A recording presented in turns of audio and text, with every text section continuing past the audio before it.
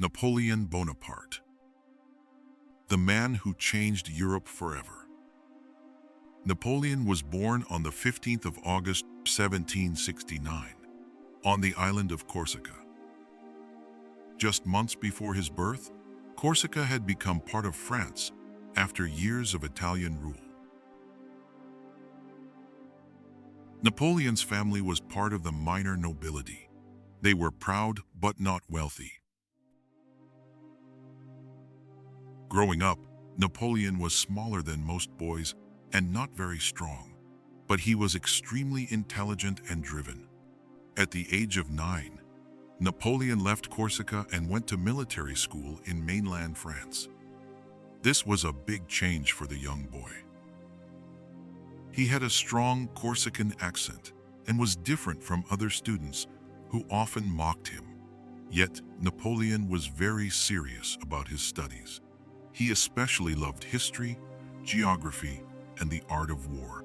He would spend hours reading and thinking about battles and strategies.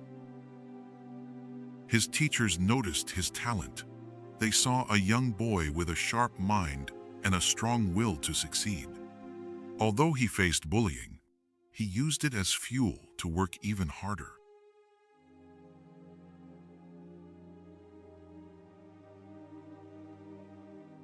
At just 16 years old, he graduated from military school and was made a second lieutenant in the French army.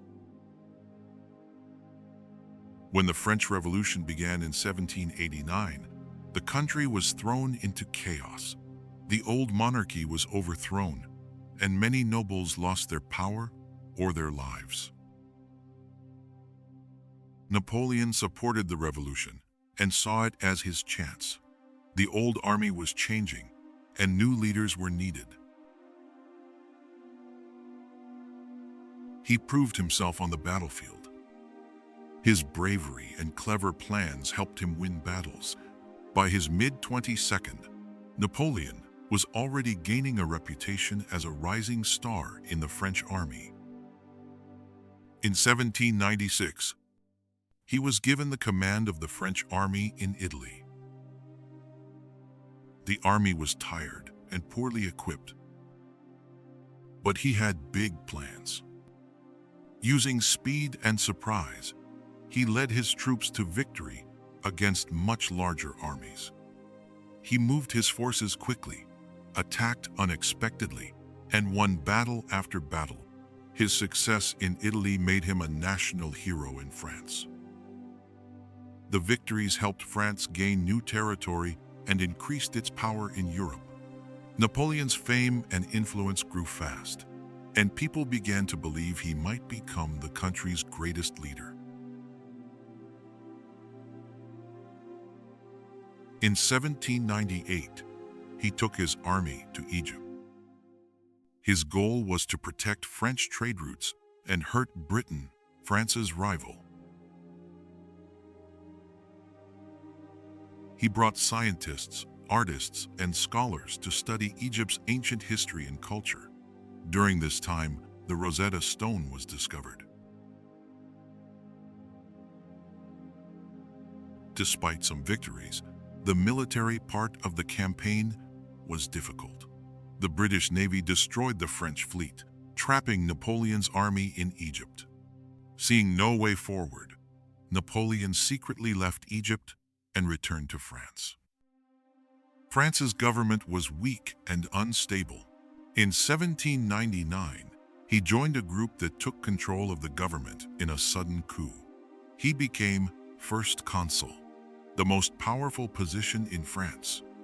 He quickly worked to make changes.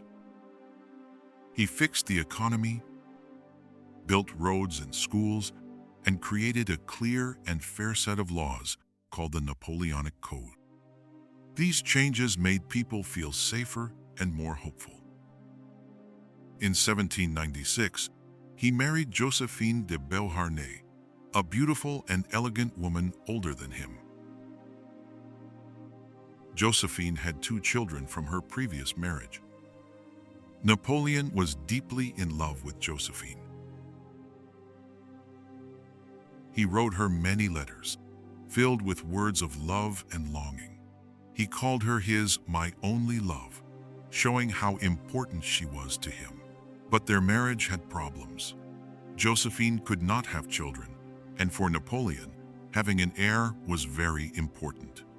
A child would secure his family's future and the empire he hoped to build.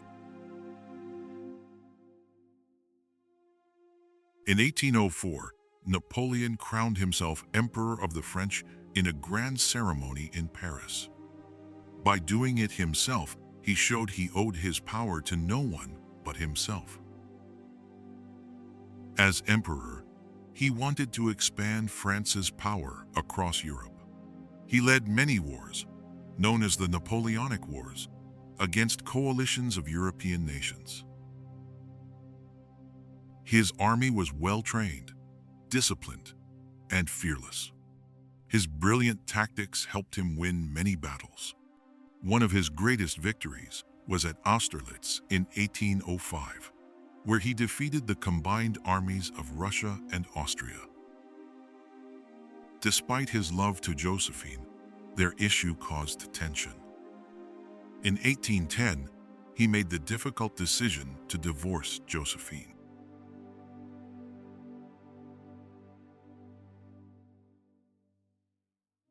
Napoleon then married Marie-Louise, a princess from Austria. This marriage was political but also meant to produce a son. In 1811, their son, Napoleon II, was born. He was called the King of Rome and was Napoleon's only legitimate child. Although he loved his son, he rarely saw him. The endless wars and Napoleon's exile kept them apart. In 1812, Napoleon launched a massive invasion of Russia. The Russian campaign became one of the biggest disasters in military history. Russia is a huge country with bitterly cold winters. The Russian army kept retreating, burning villages and crops to deny food to the French army.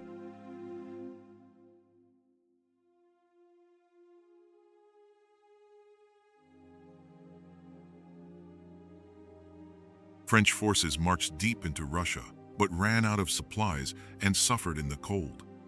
The harsh winter and attacks killed thousands of soldiers. By the time Napoleon's army left Russia, it was almost destroyed. This failure marked the beginning of the end for Napoleon's empire. After the disastrous Russian campaign, European countries formed strong alliances against Napoleon. In 1813, he was defeated at the Battle of Leipzig by combined European forces. In 1814, he was forced to give up the throne. He was sent into exile on a small island called Elba in the Mediterranean Sea. But Napoleon was not done. In 1815, he escaped from Elba and returned to France. During his absence, Josephine had fallen seriously ill. Sadly, Napoleon learned that Josephine died in May 1814, a few months before his escape from Elba. She died of pneumonia. He was deeply saddened by her death. Though they had separated, Josephine had remained a special and beloved part of his life.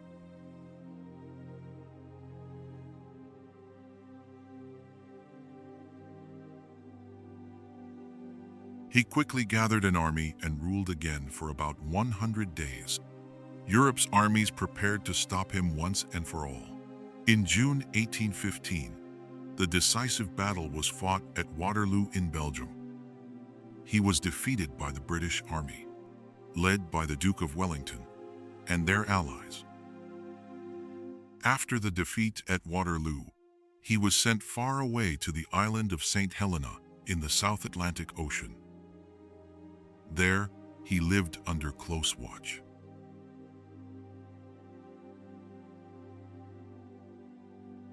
Napoleon died on 5th of May, 1821, at the age of 51.